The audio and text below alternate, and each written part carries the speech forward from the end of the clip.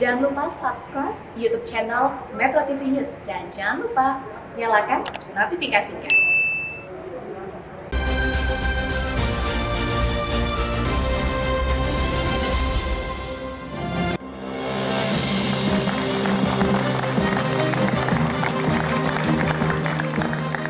Selamat malam pemirsa, sekitar 3 pekan sudah berlalu namun misteri kematian Brigadir Nofriansyah Yosua Huta Barat di rumah dinas Kadif Propam Polri nonaktif Irjen Pol Verdi Sambo belum juga menemukan titik terang.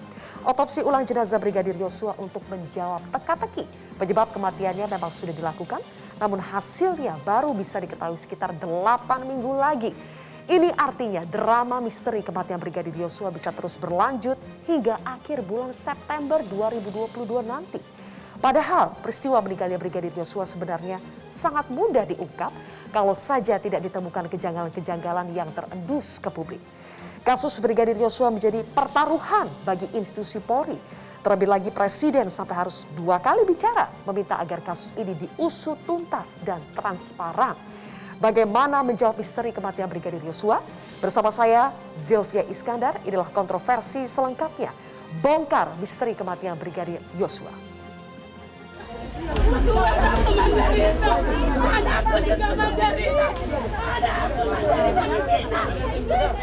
Banyak sangka dari sebagainya terus dijawab dengan keterbukaan. Terjadi tembak-menembak di rumah Pak Kadif Propam Verdi Sambo. Saya temukan juga bukti bukan pembunuhan terencana di mana dia sudah dari bulan Juni sampai Juni sudah diancam akan dihabisi apabila naik. Saya kan sudah sampaikan, usut tuntas, buka apa adanya. Jangan ada yang ditutup-tutup, transparan.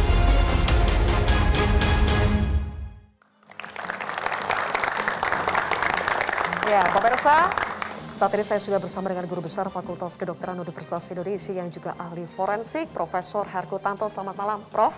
Selamat malam Mbak Sylvia, Baik. Selamat malam para pemirsa. Baik, Prof, kita sudah lihat bersama kemarin proses otopsi ulang terhadap jasad Brigadir Yosua sudah dilakukan. Sebelum kita tampilkan apa saja hasil yang telah disampaikan oleh dokter forensik yang telah melakukan otopsi ulang kemarin, saya ingin bertanya dulu kepada Prof. Herku Tanto. Prof, kenapa sebuah otopsi itu harus diulang? Biasanya untuk kasus-kasus yang seperti apa dibutuhkan otopsi ulang? Baik, ada 2 alasan utama mengapa harus dilakukan otopsi ulang. Yang pertama adalah alasan kualitas, yang kedua adalah alasan kredibilitas dan atau imparsialitas. Kalau yang alasan kualitas itu adalah karena pertama mungkin jenazahnya sudah kadung dimakamkan tanpa diotopsi, sehingga harus diekshumasi kembali. Dan yang kedua adalah sudah diotopsi, dimakamkan, tetapi kualitas dari otopsi, misalnya standar profesinya itu diragukan. Itu yang pertama. Sedangkan yang kedua adalah masalah imparsialitas dan kredibilitas. Itu terkait dengan masalah integritas dokter yang melakukan otopsi, dan satu lagi adalah keberjarakan atau detachabilitas dari dokter yang melakukan otopsi. Dan artinya adalah bahwa sebuah penyidikan, investigasi itu harus nampak imparsial, selain imparsial. Jadi istilahnya adalah the investigation must be impartial and look impartial. Oke, imparsial saja tidak cukup, tapi harus kelihatan imparsial. Nah, dalam kasus ini, kasus Brigadir Yosua, Prof, otopsi kita tahu dilakukan, otopsi yang pertama ya, dilakukan oleh tim Pusdokes Polri. Betul. Yang kita tahu masih bagian dari institusi Polri, mungkin juga ahli forensik yang melakukan, pangkatnya berada di bawah penyidik Polri, kita tidak tahu seperti apa, tapi apakah itu yang Prof maksud?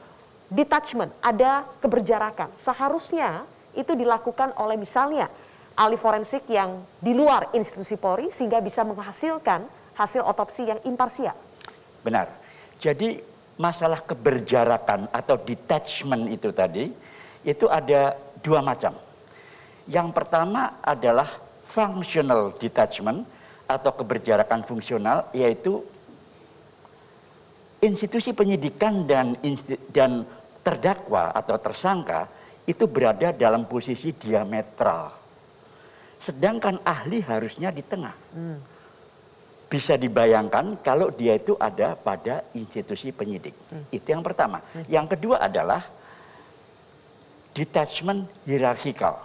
Yang artinya adalah terkait dengan kepangkatan institusi itu tadi, itu memiliki jenjang kepangkatan yang betul-betul kompak. Dan artinya adalah bahwa bawahan tidak boleh melawan atasan.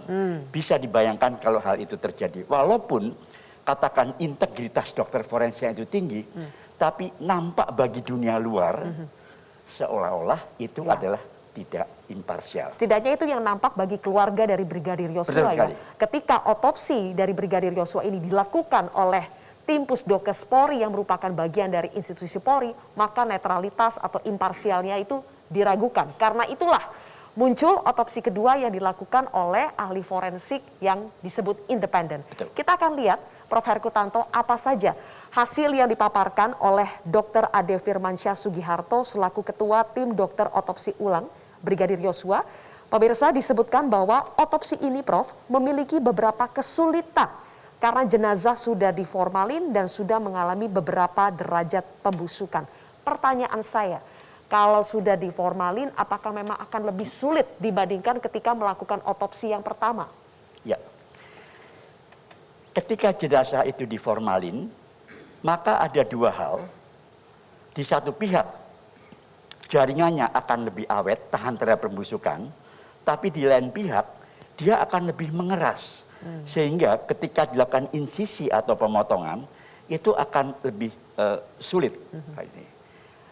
Itu, jadi ada keuntungan dan kerugian untuk formalin ini. Dan biasanya memang apakah setiap jenazah itu sebelum diotopsi pasti akan diformalin atau bagaimana? Tidak. Belum tentu. Jadi belum tentu. Jadi diformalin atau tidaknya itu adalah tergantung dari permintaan keluarga. Seperti misalnya untuk alasan menunggu keluarga, atau intinya adalah bahwa jenazah itu akan dipertahankan lebih lama.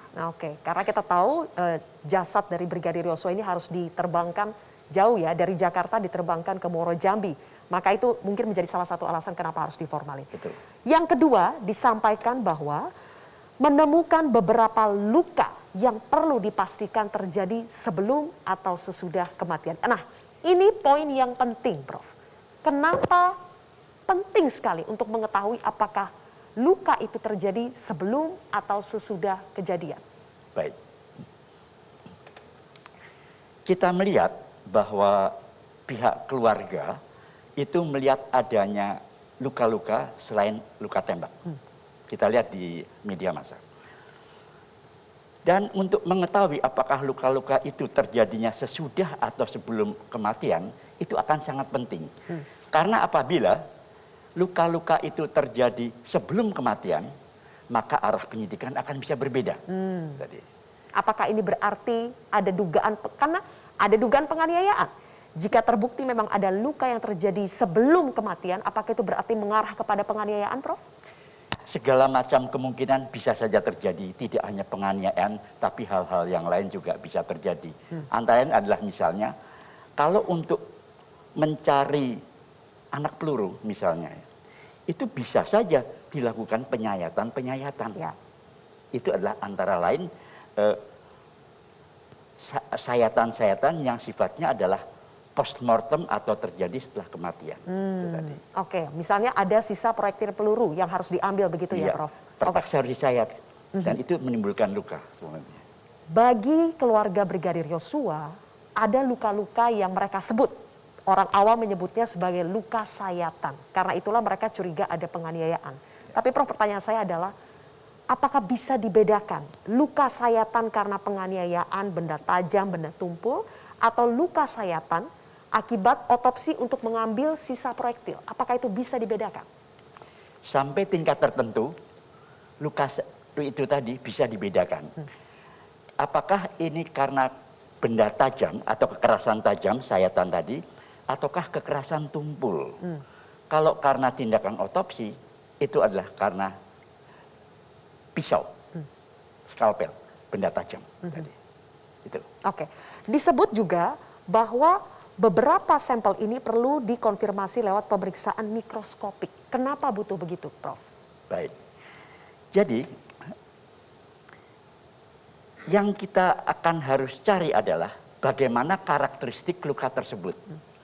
Selain hanya karena kekerasan tajam atau tumpul, itu juga harusnya dilihat apakah ini terjadinya setelah korban meninggal atau sebelum korban meninggal. Untuk melihat itu perlu diperiksa tidak hanya secara histopatologik, di mana kita memperbesar luka itu tadi dan melihat tepi-tepi lukanya apakah rata karena kekerasan tajam atau tidak, tetapi juga tentang waktu. Apakah luka ini terjadinya itu pada waktu hidup atau setelah meninggal? Karena apabila suatu luka itu terjadi pada waktu hidup, maka akan terjadi reaksi jaringan, di mana akan timbul zat-zat tertentu di sekitar luka. Ada perubahan warna juga tidak, Prof? Pada jaringan kulit? Tidak nampak. Nampaknya hanya secara histokimia. Jadi tidak hanya histopatologik saja, tapi juga pemeriksaan histokimia itu juga akan dicoba untuk dilakukan. Kalau misalnya korban itu sudah meninggal, tidak akan hadir zat-zat itu tadi. Betul. Nah, ada juga histokimia komentar-komentar yang liar ya, Prof, yang mengatakan bisa saja itu adalah luka, katakanlah luka lebam yang muncul setelah orang sudah meninggal, bisa saja muncul luka lebam. Apakah benar begitu, Prof?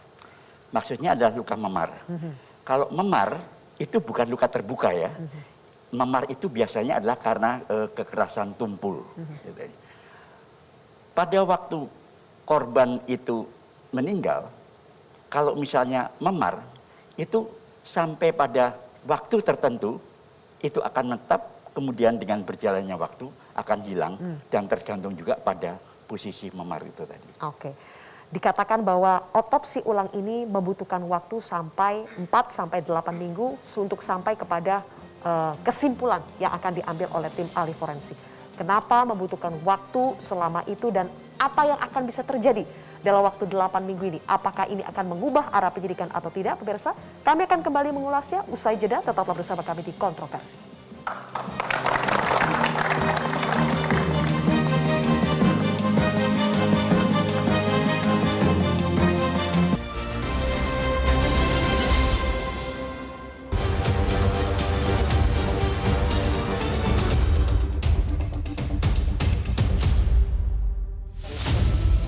Kemunculan Bayangkara II Richard Eliezer Pudihang Lumiu di Komnas HAM Selasa lalu mencuri perhatian publik.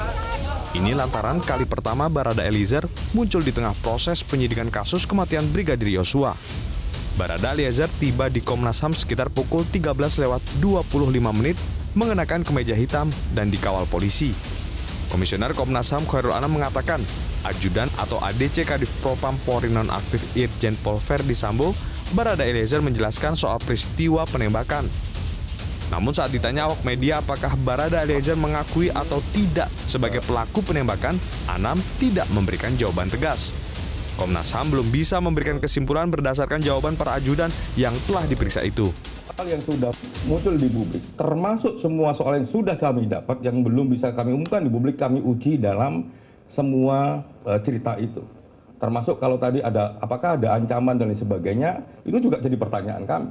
Termasuk juga ya sekuen yang paling dekat dengan jam kematian yang kami tanya, bagaimana dengan situasi dan sebagainya. Barada Eliezer diketahui merupakan asisten pribadi Irjen Verdi Sambo. Kapolres Metro Jakarta Selatan Nonaktif Kombes Pol Budi Herdi Susianto menyebut Barada Eliezer merupakan penembak kelas 1 di Resimen Pelopor. Barada Eliezer, pria kelahiran 1998, saat ini menempuh pendidikan polisi di Pusat Pendidikan Brimob, Wakotosek, Jawa Timur pada 2019 lalu. Selain itu, Barada Eliezer juga menjadi pelatih teknik penyelamatan pada medan vertikal atau curam atau vertical rescue. Hal ini sesuai dengan profil Barada Eliezer yang merupakan pemanjat tebing di akun Instagram @rlumiu. Dalam akun itu, Barada Eliezer banyak mengunggah aktivitas wall climbing. Ia juga tergabung dalam kelompok pecinta alam Rasa Mala yang berpusat di Manado, Sulawesi Utara. Sementara itu, pangkat Barada yang dimiliki Richard Eliezer merupakan golongan tamtama paling rendah dari 6 tingkat, yakni tanda kepangkatan 1 blok miring merah. Meski begitu, dalam rilis awal polisi, senjata yang dipakai Barada Eliezer saat peristiwa yakni Glock 17 dengan 5 peluru yang dimuntahkan. Barada Eliezer menembak sebanyak 5 kali, namun terdapat 7 luka tembakan di tubuh Brigadir Yosua. Dari Jakarta, tim liputan Metro TV.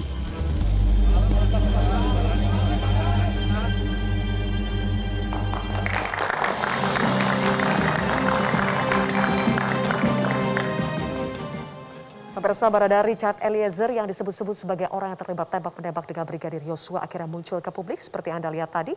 Anggota Polri ini datang ke Komnas HAM bersama dengan 5 ajudan Irjen Pol Verdi Sambo lainnya untuk menjalani pemeriksaan.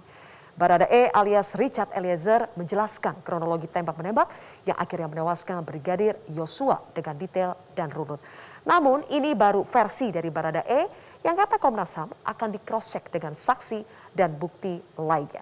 Sebelum saya mengulas lebih jauh apa temuan Komnas HAM dengan adanya pemeriksaan terhadap para ajudan dari Irjen Pol Verdi Sambo, saya akan memperkenalkan terlebih dahulu narasumber lainnya. Selain tadi ada Prof. Herkutanto, juga sudah ada Direktur Eksekutif Lemkapi, Lembaga Kajian Strategis Kepolisian Indonesia, Edi Hasibuan. Bang Edi, selamat malam.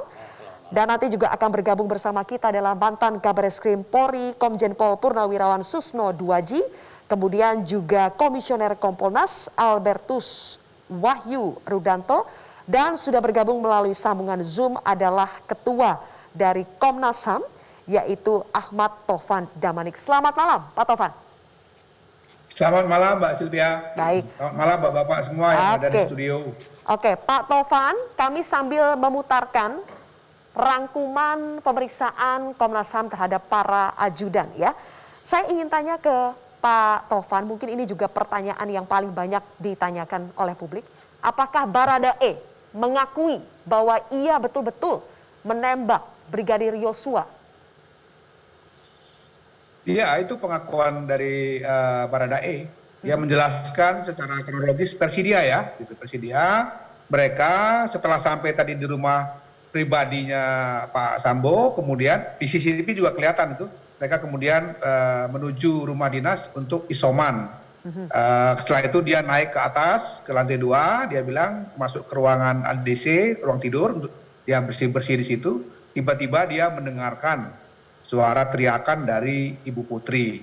Ini versi dia ya, sekali lagi supaya jangan nanti banyak netizen yang menganggap bahwa itu versi Komnas, kan terbalik-balik itu. Nah, kemudian setelah dia mendengar itu, apalagi ada panggilan teriakan yang juga menyebut namanya, dia turun gitu. Dari tangga lantai 2 itu ke bawah, dia lihat saudara Yosua. Kemudian dia bertanya dengan bahasa yang suara yang lebih kuat ya, karena kekagetan itu kan. Ada apa ini gitu. Kemudian dia menyaksikan saudara Yosua ini mengarahkan senjata ke dia dan menembak gitu. Nah, setelah beberapa tembakan itu dia mundur ke belakang, dia mengambil senjatanya, mengokang dan kemudian membalas tembakan itu. Menurut dia kena tembakannya, dan setelah itu masih adu tembak lagi ya, sampai kemudian saudara Yosua ini tersungkur. Dia datang lebih dekat, kira-kira jarak 2 meter. Setelah itu dia menembak 2 kali lagi untuk memastikan katanya bahwa orang yang menyerang dia ini itu betul-betul bisa dilumpuhkan. Itu kesaksian dia sebagai terduga yang melakukan tindakan tembak menembak ini. Itu sekali lagi versi dia. Jadi sesuai ya, dengan versi yang disampaikan Polri di awal ya Pak Taufan. Jadi keterangan Barada ini tidak berbeda. Tapi yang ingin saya tanyakan Pak Taufan, tadi Anda mengatakan bahwa dari CCTV memang terlihat bahwa Barada E ini meninggalkan rumah pribadi ya, Irjen Sambo menuju ke rumah dinas yang merupakan TKP. Betul ya Pak? CCTV memperlihatkan itu ya? Ini CCTV yang berada di rumah pribadi ya Pak? Bukan di TKP? Rumah pribadi, bukan. Di TKP CCTV-nya mengalami kerusakan. Itu juga ada 2 keterangan. Ada yang kita baca di media ya, saya belum tanya langsung, tapi di media saya pernah baca katanya disambar petir misalnya. Tapi di keterangan ADC ketika kita periksa, mereka mengatakan memang karena rumah ini sudah jarang dipakai, maka memang CCTV ini sudah lama katanya rusak. Ini yang nanti kami perlu periksa lagi. Baik. Kapan itu rusaknya, Pak Tovan, karena apa, dan kenapa juga ada perbedaan informasi satu dengan lain itu. betul. Pak Tovan, jadi kemarin sudah menganalisa 20 video dari CCTV yang ada di Magelang sampai Duren 3 sampai ke Keramat Jati. Begitu ya Pak? Pertanyaan yang belum terjawab kemarin, Pak Tovan, adalah katanya kan rombongan ini bersama-sama melakukan tes PCR di rumah pribadi Irjen Sambo ya Pak. Dari CCTV itu terlihat tidak siapa saja yang meninggalkan rumah itu menuju ke rumah dinas yang merupakan TKP? Jadi perlu saya jelaskan supaya clear ya, banyak juga saya baca-baca di media online terutama yang itu simpang siur. Jadi begini, rombongan ini ada dua. Pertama rombongan Ibu Putri, 2 mobil warna hitam, ada mobil patwal yang di depannya dari Magelang sekitar jam 10 lewat sampai ke Jakarta ke rumah dinas sekitar jam 16 lewat, kira-kira lebih itu. Nah, dalam perjalanan itu semua terekam. Nah, sebelum mereka sampai di rumah pribadi Pak Sambo ini, itu kelihatan dalam CCTV Pak Sambo masuk ke dalam rumah pribadi tadi didampingi satu ADC-nya masuk ke ruang ruang privatnya begitu. Barulah kemudian jam 16 lewat datang ibu dengan rombongan ADC, asisten rumah tangga dan lain-lain itu. Nah, yang kemudian kita terlihat di dalam CCTV itu melakukan PCR adalah Ibu Putri, asisten rumah tangganya, ada satu lagi asisten orang sipil juga, Brigadir J paling terakhir, sebelum dia ada Baradae. Juga ada satu lagi ADC namanya Ricky. Nah, setelah PCR itu, Ibu Sambo ini masuk ke kamar lagi, bersiap-siap mungkin ganti pakaian gitu ya. Kemudian mereka sama-sama pergi ke rumah dinas yang sekarang diduga sebagai TKP itu.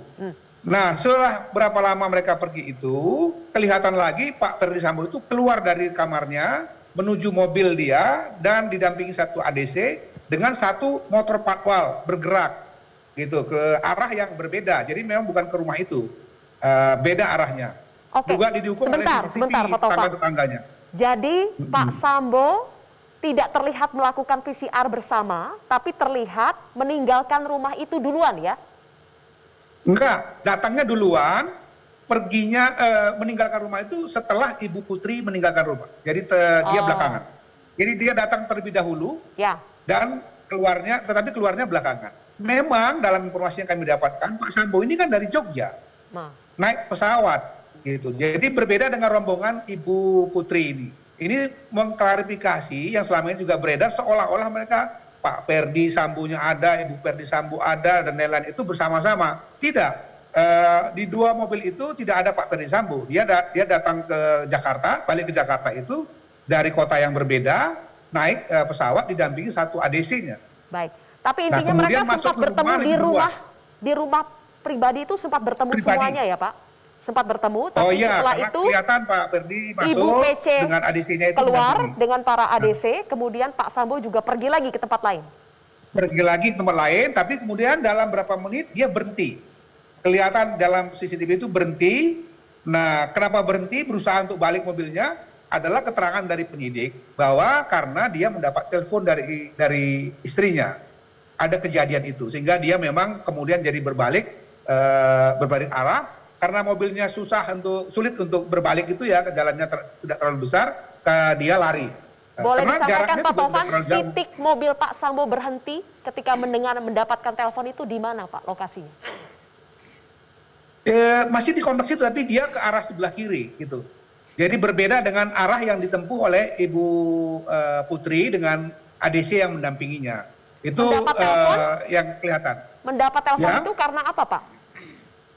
Ya, kalau dalam CCTV kita nggak bisa buktikan ya, tetapi laporan dari yang kami dapatkan dari penyidik katanya ditelepon oleh istrinya gitu. Setelah ada kejadian itu. Setelah ada begitu, kejadian. ADC-nya juga bilang ketika kita wawancarai, kami minta keterangan, ADC-nya bilang memang nggak berapa lama setelah peristiwa tembak menembak itu Pak Ferdi datang didampingi oleh satu ADC. dengan setengah berlari, dia lihat begitu. Nanya-nanya ada apa begitu kurang lebih ya. Tapi sekali lagi soal yang di luar CCTV kan itu keterangan dari penyidik dan yang lain-lain ADC. Kalau CCTV-nya tadi tidak menampakkan itu, hanya kelihatan mobil berhenti, motor patwalnya juga berhenti gitu. Itu yang kelihatan.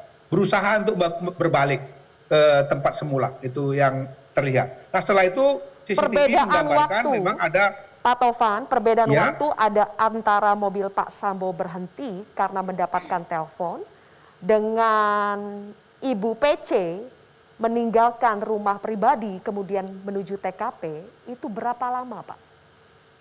Saya nggak ingat persis ya, tapi kalau di data kita itu kelihatannya. Tapi memang tidak terlalu lama. Ya. Menurut keterangan si Brada E juga memang mereka sampai di rumah itu, dia kemudian naik ke atas, Ibu Putri masuk ke ruangan kamarnya di lantai bawah, mereka naik ke atas 2 orang, kemudian yang satu lagi ADC-nya namanya Ricky ke ruangan yang lain tetap di bawah ya. Kemudian nggak berapa lama gitu ada teriakan itu. Gitu. Apakah dijelaskan minta tolong itu. Kenapa ya? Pada saat itu Ibu PC memilih untuk pindah ke rumah dinas? Alasan mereka yang disampaikan kepada kami ketika kami minta keterangan ya ADC ya. Bu Putri belum kita periksa, tapi alasan dari ADC-nya karena isoman, gitu. Isoman karena hasil Jadi memang tesnya, betul kalau dikaitkan hasil tesnya dengan menunjukkan CCTV-nya, positif atau bagaimana Pak Tovan sehingga harus isoman? Menurut mereka itu memang prosedurnya. Jadi setiap pulang dari luar kota mereka di PCR, setelah itu mereka pindah ke rumah dinas beberapa hari, nanti setelah itu baru kembali setelah tahu hasilnya, gitu. Kan butuh waktu untuk tahu hasilnya. Oke, baik. Jadi selama belum tahu hasilnya itu mereka harus tinggal di tempat yang berbeda. Itu dalam hal ini rumah dinas yang sebetulnya menurut mereka ini sudah lama nggak digunakan karena Pak Perdi ini punya rumah pribadi nggak jauh dari situ, kira-kira 500 meter. Baik, oke. Pak Tovan ditahan dulu, kita harus jeda terlebih dahulu, pemirsa. Nanti saya juga akan tanya ya ke Bang Edi. Dengan adanya tim khusus yang dibentuk oleh Kapolri, apakah ini mengindikasikan memang ada sesuatu yang janggal atau ini karena memenuhi ekspektasi publik saja? Bagaimana Anda melihat kinerja tim khusus sejauh ini? Kami akan bahas lebih jauh pemirsa, usai jeda.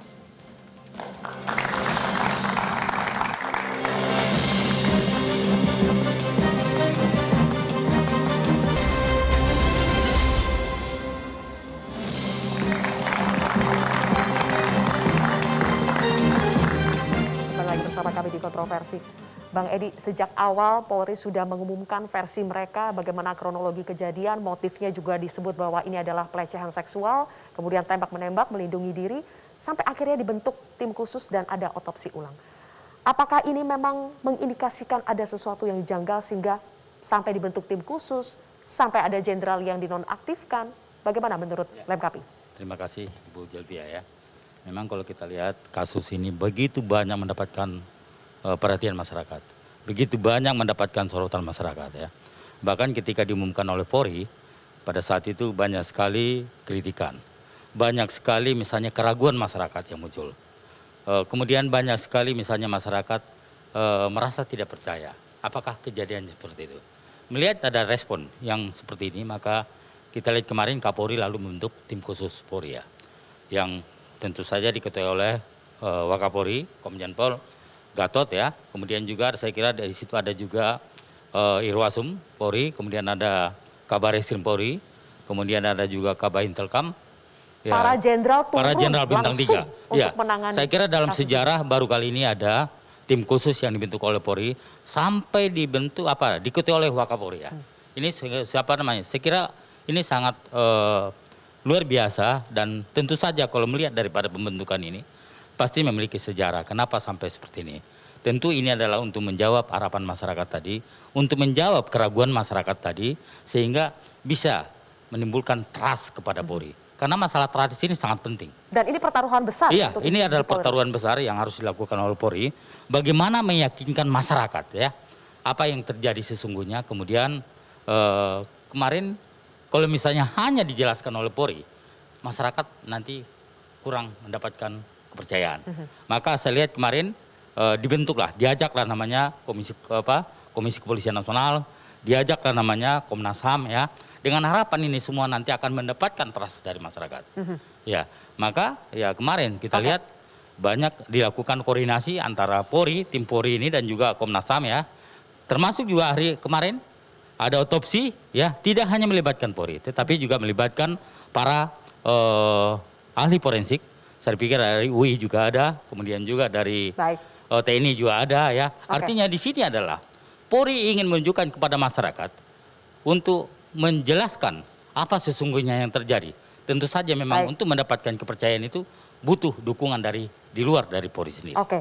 Untuk mendapatkan hasil dari otopsi ulang, Prof. Herkutanto dibutuhkan sampai 8 minggu. Itu berarti bisa sampai September 2022. Sementara kita tahu Komnas HAM juga sudah melakukan pemeriksaan terhadap ahli forensik Polri yang melakukan otopsi yang pertama dan sudah punya catatan tersendiri. Yang ingin saya tanyakan adalah apa yang bisa terjadi dalam waktu 8 minggu ini? Apakah ketika nanti ada hasil otopsi ulang ini akan menjadi arah untuk mengubah penyidikan menjadi 180 derajat? Boleh dijawab nanti Prof. Herkutanto karena saya akan langsung mengundang 2 narasumber yang sudah hadir. Ada Komjen Pol, ada 1 yang sudah hadir, ada Komjen Pol Purnawirawan Susno Duaji, mantan Kabar Eskrim yang sudah bergabung bersama kita. Silakan bergabung, Pak Susno.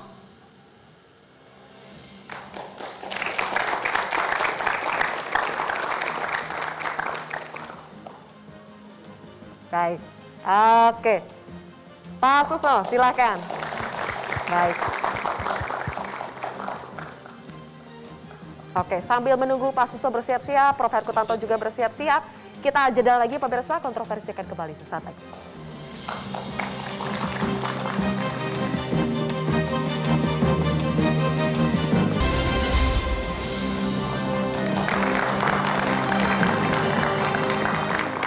Baik, pemirsa, di segmen terakhir sudah bergabung 2 narasumber lagi, ada mantan Kabar Eskrim, Pak Susno Duaji, dan juga Komisioner Kompolnas, Pak Albertus Wahyu. Terima kasih sudah hadir. Saya langsung ke Pak Susno Duaji. Ini pertanyaan yang banyak juga ditanyakan.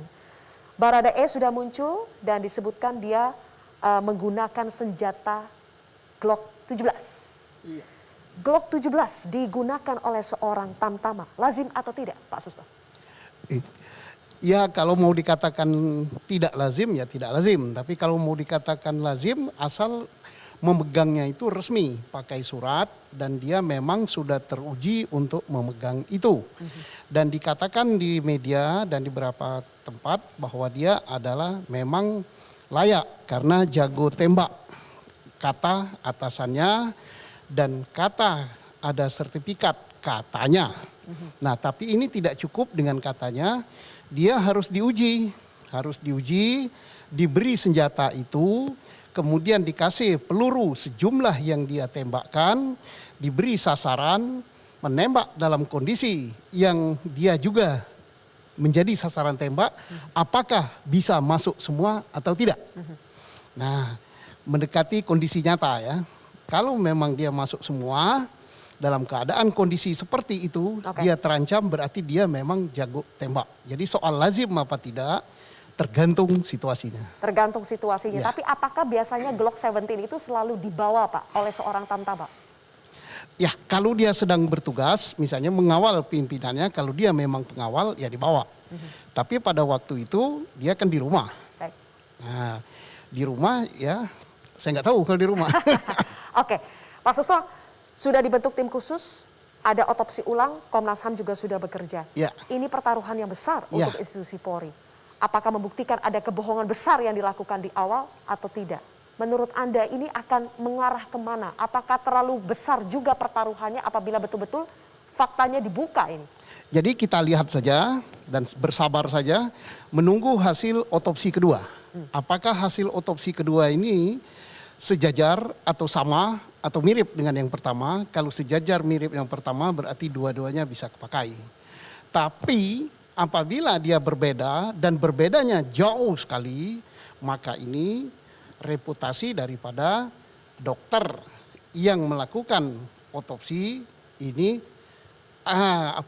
tidak benar dan ini akan terancam. Otopsi yang pertama ya, reputasi yang pertama ya. Kalau memang berbeda hasilnya, jelas akan merubah arah daripada penyidikan. Sekarang kan penyidikannya kan yang terpantau di luar adalah tembak-menembak. Tapi kalau ternyata orang ini mati dulu karena penganiayaan baru ditembak, maka dia bukan tembak-menembak. Berarti mengarah kepada laporan daripada tim advokat yang mengatakan bahwa dia dibunuh. Begitu. Prof. Herkutanto, satu saja apabila ditemukan dari hasil otopsi memang ada luka di luar luka tembak, apakah betul ini akan mengubah arah penyidikan? Betul. Jadi itu bisa membuktikan bahwa memang betul ada penganiayaan? Jadi apabila bisa dibuktikan bahwa luka-luka itu adalah intravital, maka itu segala asumsi-asumsi itu tadi itu bisa dipertimbangkan untuk terjadi. Baik. Pak Wahyu, selama ini Kompolnas melihat langsung bagaimana tim khusus bekerja, apakah sudah on the track, apakah betul-betul kita bisa percaya pada hasil nanti yang akan disampaikan oleh tim khusus? Terima kasih. Kebetulan Kompolnas menugaskan 2 komisioner kami. Yang pertama Bu Puki Selasa sudah hadir di sana, Bu Puki Indarti, sampai menyaksikan betul dan kebetulan kami diberi akses langsung oleh pihak dokter untuk bisa melihat langsung. Walaupun kami bukan ahli di bidang forensik, tetapi kami bisa mengamati karena posisinya sebagai pengawas. Mulai dari ekshumasi, pembongkaran kubur kembali, kemudian otopsi untuk membuat visum et repertum, sampai pemulasan. Kami lihat semua dari sisi proses tahap-tahap itu sesuai dengan SOP. Tetapi apakah hasilnya sesuai dengan ekspektasi publik, apakah sesuai, itu kewenangan dari teman-teman ahli forensik kedokteran, karena mereka yang lebih expert. Tetapi kami punya pandangan begini, jadi Kompolnas ini mendorong agar kasus ini terang benderang, maka kami mengacu kepada apa yang menjadi statement Bapak Presiden, yaitu usut tuntas, jangan ditutup-tutupi, jangan buat masyarakat ragu. Kemudian statement Kapolri melengkapi itu, transparan, akuntabel, gunakan scientific crime investigation. Artinya data-data ini nanti akan menjadi bukti-bukti oleh penyidik, karena yang butuhkan penyidik ini. Nah, sehingga nanti penyidik akan punya bukti yang kuat berdasarkan data saintifik. Kita dorongnya ke sana, sehingga jangan sampai muncul kemudian spekulasi yang berkembang karena semua merasa ahli. Biarkan ahli yang bicara. Ini kami mendorong itu dan kami mengawal. Ini kami kawal betul karena ini pertaruhan reputasi kepolisian sebagai institusi dengan 460.000 anggota. Jangan hanya gara-gara 1-2 orang personel kemudian institusi ini menjadi dianggap tidak kerja. Padahal sebetulnya secara maksimal sudah bekerja penuh untuk kepentingan negara ini. Baik, oke. Ada missing link ketika CCTV di TKP ini dikatakan rusak, Pak Susno. Sementara kita masih menunggu otopsi yang masih 8 minggu lagi. Apakah ini arah penyidikan tetap bisa on the track ketika tidak ada CCTV di TKP, kemudian otopsi ulang juga masih 8 minggu lagi? Jadi otopsi ulang masih menunggu waktu 8 minggu, bukan berarti bahwa tim khusus harus berhenti bekerja. Karena dia bisa melakukan kegiatan forensik digital terhadap HP, forensik digital terhadap CCTV, termasuk CCTV yang rusak.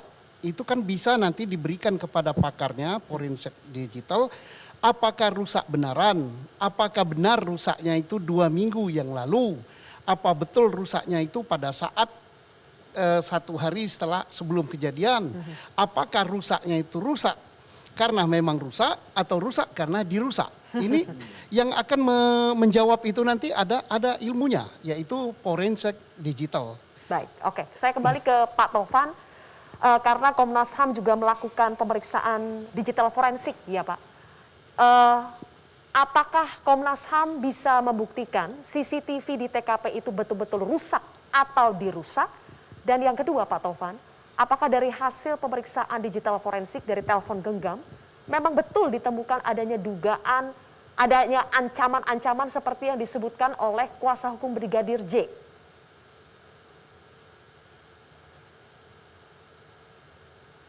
Pak Tovan, audionya belum muncul? Iya, oke. Untuk CCTV kita akan upayakan ya. Misalnya salah satu dari ADC kan mengatakan dia sudah melaporkan bahwa CCTV-nya itu rusak. kepada kepala rumah tangga, dalam hal ini almarhum Yosua, ya kan gitu. Nah, kami tanya, kamu dari mana caranya melaporkan itu? Pakai WA. Kita akan cek WA itu kan gitu. Kalau itu memang ada dan itu bunyinya seperti itu, ya berarti memang sudah beberapa waktu lalu rusak kan gitu. Nah, yang kedua soal pembicaraan, yang baru kita dapatkan itu adalah seldomnya. Sementara isi dari pembicaraan apakah melalui suara bicara maupun WA itu sedang diproses ya. Nanti kita minggu depan mereka akan datang lagi ke Komnas HAM, tim cyber maupun puslapor. Jadi belum ada kesimpulan ya Pak, apakah dari rekaman pembicaraan di aplikasi pesan itu ada betul ada pengancaman atau tidak? Itu belum bisa disimpulkan sekarang. Ya, mestinya ada rekamannya, karena terdeteksi semua jalur komunikasi itu. Ya, itu yang kami kira kemarin sudah langsung dibawa, ternyata belum siap. Jadi ada 2 sesi akhirnya. Ya, kemarin sesi pertama, minggu depan sesi kedua. Baik, pertanyaan besar lainnya, Pak Tovan, kapan Irjen Verdi Sambo dan istrinya akan dipanggil oleh Komnas HAM? Itu banyak pertanyaan seperti itu, kami perlu jelaskan ya. Kami memulai dari mencari informasi sebanyak-banyaknya dulu. Jadi kami balik, kalau kemudian kita memanggil sementara kita belum mengumpulkan informasi yang cukup, nanti justru kita akan bias. Jadi kami mengupayakan informasi yang sebanyak-banyaknya dulu kita kumpulkan, baru kemudian kita memanggil kedua beliau ini. Tapi untuk Ibu Putri tentu saja ada satu prosedur tersendiri karena beliau sekarang di bawah naungan LPSK ya. Ada prosedur yang harus kami tempuh. Komnas dengan LPSK memang ada MOU, jadi kami bisa menggunakan basis MOU itu sebagai dasar kami untuk nanti berkoordinasi. Tapi pasti akan dipanggil ya Pak? Oh iya pasti, sangat penting sekali informasi dari mereka berdua. Hanya saja waktunya belum ditentukan? Belum, kita kumpulkan dulu informasinya, cukup dulu semua baru kita panggil. Jangan terbalik, nanti malah kita akan bias. Baik, Pak Edi, kita tahu bahwa selama ini Komnas HAM dalam melakukan berbagai pemeriksaan itu juga banyak data yang disuplai dari Polri, penyidik yang sebelumnya. Apakah kita bisa percaya, lagi-lagi, apakah kita bisa percaya? Karena sekarang versinya adalah masih versi Polri. Ajudan, data, itu semuanya disediakan oleh Polri. Ya, saya kira inilah menjadi tugas berat Polri ya. Memberikan suatu keyakinan kepada masyarakat. Memberikan suatu kepercayaan kepada masyarakat. Namun demikian dengan adanya saya kira bantuan ya, koordinasi yang baik antara Polri dan juga Komnas HAM ya. Saya kira juga di Kompolnas juga ada. Ini akan memberikan suatu kepercayaan kepada masyarakat. Kenapa? Karena banyak melibatkan pihak-pihak lain. Jika seandainya kalau hanya Polri yang menjelaskan ini, masyarakat mungkin ada keraguan. Tetapi dengan ada bantuan lain, dengan adanya pihak-pihak lain yang terhadap di sini, maka insya Allah dengan adanya bukti-bukti yang kuat yang disampaikan kepada masyarakat nanti, pada akhirnya insya Allah kepercayaan masyarakat terhadap kasus ini akan semakin baik. Pak Wahyu, ada yang menarik ketika akhirnya Brigadir J ini dimakamkan secara kedinasan kemarin. Kita tahu dalam Perkap Kapolri itu mengatakan bahwa intinya anggota yang bermasalah itu tidak akan dimakamkan secara kedinasan. Jadi ini pertanyaan, apakah akhirnya Mabes Polri mengakui bahwa Brigadir J ini bukan pelaku kejahatan sehingga boleh dimakamkan secara kedinasan? Jadi kami sudah klarifikasi ke pihak Polri, pada mulanya karena persoalan administratif. Kemudian setelah diproses, yang bersangkutan kan belum dinyatakan sebagai yang bersalah. Sehingga penghormatan kepada anggota yang meninggal dengan SOP dinas, menurut kami harus kita apresiasi. Karena almarhum ini kan belum dinyatakan dia yang bersalah, baru meskipun ada statement awal Polri yang mengatakan almarhum bersalah. Ya, tapi yang menyatakan bersalah belum ada status pengadilan hukumnya ya? Belum ada. Sehingga setelah administrasi lengkap, menurut pihak Polri ya, kita sudah konfirmasi, maka ketika kemudian meninggal dan dilakukan prosesi sesuai dengan prosedur dinas, menurut saya perlu kita apresiasi. Ini kan bentuk penghargaan kita kepada orang yang sudah bekerja, dan ini bentuk bahwa polisi pun menjunjung peradaban. Tapi kasusnya sudah masuk ke tahap penyidikan loh Pak. Kita kan tinggal menunggu nih tersangkanya. Oh kan belum tentu. Ini kan masih proses. nanti yang menyatakan salah tidak kan pengadilan. Penyidik sedang bekerja ini. Penyidik kita harus hormati itu kita. Baik, harus hormati oke. itu ya. Pak Susno, kasus sudah masuk tahap penyidikan. Apakah ini berarti kita tinggal tunggu waktu akan ada tersangka? Kasus sudah tahap penyidikan. Nah ini mungkin nanti Polri akan mengumumkan karena ada banyak laporan polisi ini ya. Betul. Laporan polisi di Polda itu tentang pelecehan dan tentang apa lagi satu. Kemudian ada juga laporan polisi dari Dugaan rencana pembunuhan. advokat dan keluarga tentang pembunuhan berencana, Ya. tentang penganiayaan dan tentang pencurian HP. Nah ini kita belum tahu yang mana yang sudah naik. Nah jadi yang jelas menunggu hasil visum ini paling bagus. Kecuali sementara menunggu hasil visum ada bukti-bukti lain yang kuat, artinya yang tanpa adanya visum ini bisa dijadikan mendukung minimal 2 alat bukti untuk menentukan siapa tersangkanya. Itu Baik. bisa juga. Oke, singkat saja Pak Susno. Ya. Ini pertaruhan besar buat institusi Polri. Para jenderal sudah dikerahkan, ada jenderal yang dinonaktifkan juga. Apakah Anda yakin ini akan berakhir sesuai dengan ekspektasi publik? Ya, sebesar sekali ya. Jadi bukan hanya para jenderal yang ikut ya, bukan hanya Menko Polhukam, saya katakan presiden. Dan presidennya bukan satu ya. Tadi saya agak guyon ya biar nggak tegang ya. 3 presiden yang ikut. Presiden Indonesia, kemudian presiden ya G20 kita anggap presiden aja lah. Presiden G20 Pak Jokowi itu sekarang. Tambah lagi presiden tadi kami ketemu, presiden ILC Pak Karni Ilyas. Supaya tidak tegang Pak. Jadi memang ini pertaruhan. Oke. Dan saya yakin bahwa Polri tidak akan mempertaruhkan martabat dan marwahnya. Buktinya semua hasil kerja dari tim sos sudah diumumkan. Yang mengumumkan kan Kompolnas, Komnas HAM. Yang diumumkan Komnas HAM itu adalah hasil kerja tim khusus. Baik. Karena tim Oke. Baik, Oke. kalau begitu kita sama-sama menantikan ini pertaruhan yang besar. Mudah-mudahan memang kebenaranlah yang akan terungkap. Terima kasih Amin. Pak Susno, Prof. Herkutanto, Bang Edi dan juga Pak Wahyu serta Pak Ahmad Taufan Damanik. Terima kasih sudah bergabung bersama kami di Kontroversi. Saya Zilvia Iskandar pamit undur diri pemirsa. Tetaplah bersama kami di Metro TV. Sampai jumpa. Terima kasih Pak Susno. Metro TV.